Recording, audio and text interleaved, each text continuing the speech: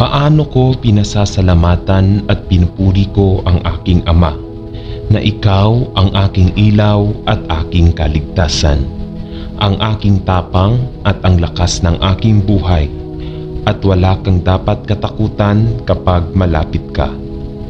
Panginoon, ang aking pag-asa ay nasa iyo, sapagkat alam kong walang kaaway ang maaaring tumagos sa espiritual na pader ng proteksyon na pumapaligid sa akin kay Kristo. At walang makakatouch sa aking buhay na hindi mo pinahihintulutan kung mananatili ako sa Kanya. Sino ang aking ilaw at ang may-ari ng aking buhay? Tulungan mo akong pag-aralan ang iyong salita ng buong kasipagan. Alam na ang kailangan ko upang mabuhay ng banal kay Kristo Jesus ay nakapaloob sa loob ng mga pahina nito. At habang sumusulong ako kasama ang aking Kristiyanong lakad, naway maging handa akong magbigay ng sagot sa lahat ng nagtatanong tungkol sa aking walang hanggang pag-asa kay Kristo. Bigyan mo ako ng dalangin, ang lakas ng loob na magsalita ng matapang, ngunit sa pag-ibig. Sa pangalan ni Jesus ay nagdarasal ako. Amen. Panginoon, tulungan mo akong maging isang paghihikayat sa iba, sa parehong paraan na nagpadala ka ng maraming maliit na pagpapasigla sa akin. May mga oras ng pagkapagod at oras ng takot at oras na naramdaman kong handa na sumuko.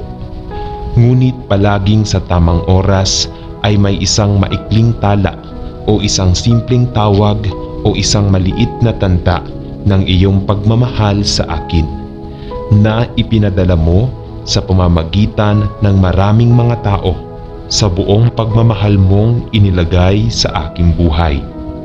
Salamat din sa Panginoon na ikaw ang aming Diyos ng paghihikayat at mayroon kaming iyong walang hanggang banal na espiritu upang makatulong at maaliw sa mga oras ng pangangailangan.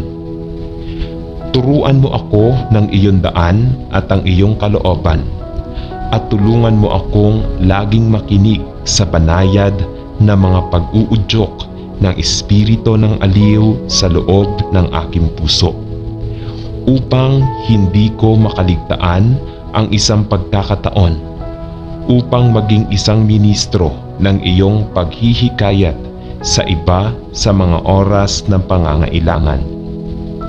O Panginoon, parami ng parami akong mahaba upang huminga ka sa aking pagkatao at maging puspos ng iyong pagmamahal at biyaya, upang ako ay maging kagamitan upang huminga ang iyong pagmamahal at kagalakan at tulong at suporta at paghihikayat sa lahat ng nakikipag-ugnay ako.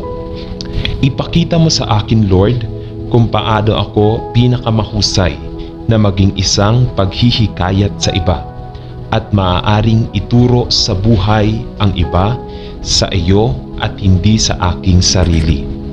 Maaari ba akong bumaba habang nagdaragdag ka ng higit pa sa aking buhay? Nananalangin ako sa pangalan ni Jesus. Amen. Panginoon, nagpapasalamat ako sa iyo na walang nangyayari sa akin o sa aking mga mahal sa buhay na hindi mo alam. At kahit na ano ang maganap sa aming buhay, kasama mo kami sa lahat ng oras.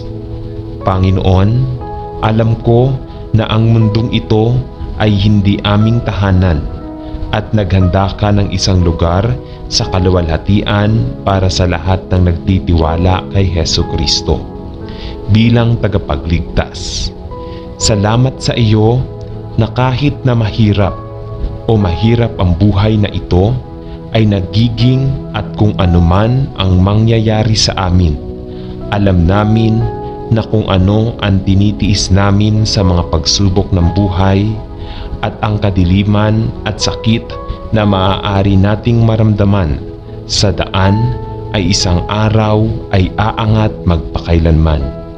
Pagdating mo upang dalhin kami, upang makasama ang iyong sarili, kapag makakasama ka namin sa iyong maluwalhating makalangit na tahanan, magpakailanman.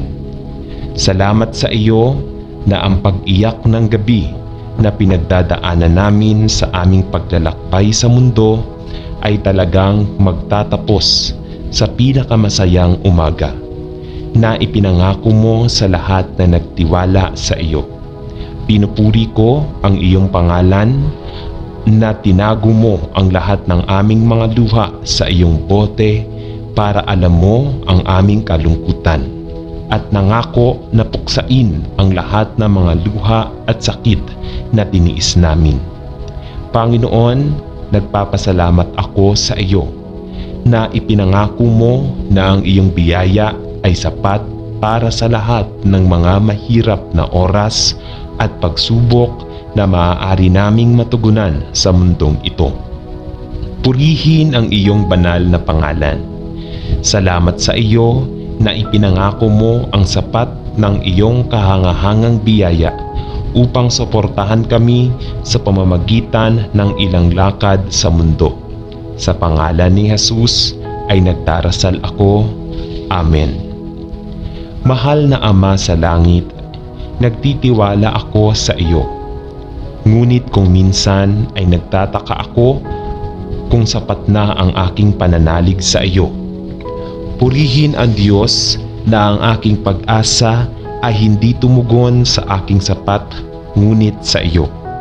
Ang aking pag-asa na buhay na walang hanggan sa langit kasama mo ay hindi nakasalalay sa aking katawan o mabubuting gawa, kundi sa iyo at sa iyong walang hanggang katapatan, ang iyong kapangyarihan sa lahat na lakas at ang iyong natapos na gawain ng krus ng Kalbaryo.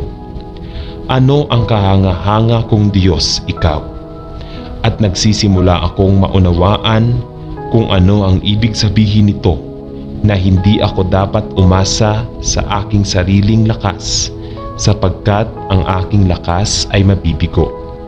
Ngunit ako ay umaasa sa iyong walang hanggang lakas at iyong walang hanggang katapatan upang matapos ang mabuting gawa na sinimulan mo sa akin sa sandaling pinagkatiwalaan kita bilang tagapagligtas.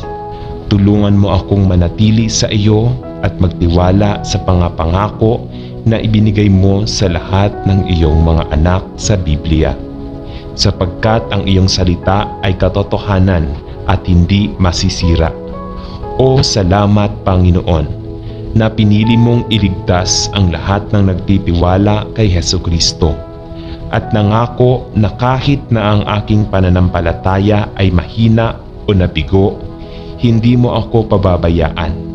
Ngunit ipinangako na manatiling tapat upang matapos ang mabuting gawa na sinimulan mo sa akin. Salamat, Ama. Amen.